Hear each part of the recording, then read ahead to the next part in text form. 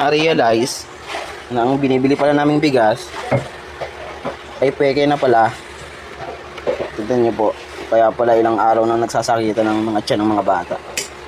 Ito po yung bigas, oh. Hindi po dumidikit sa daliri. Oh. Wala pong dikit sa daliri yan. Bagong lutong bigas siya, mainit pa yan. Tignan niyo po. Kung paano ang peking bigas sa kayo. May sarili naman tayong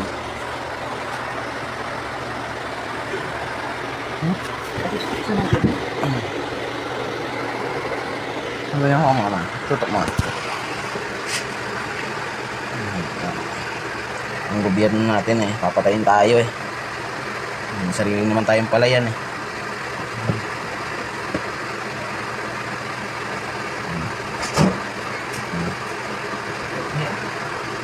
Tapos sabi mo din sa kamote.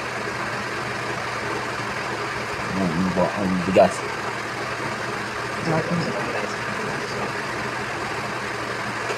Inahayaang pumasok yan dito sa Pilipinas. May isa tayo na sa mga biktima eh, no?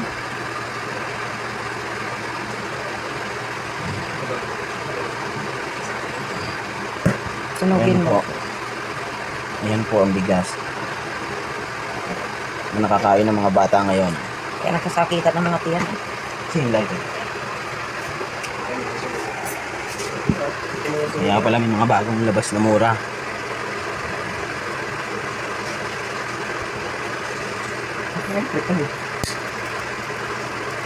Tignan mo kung kalagay. Tumutunog eh, oh.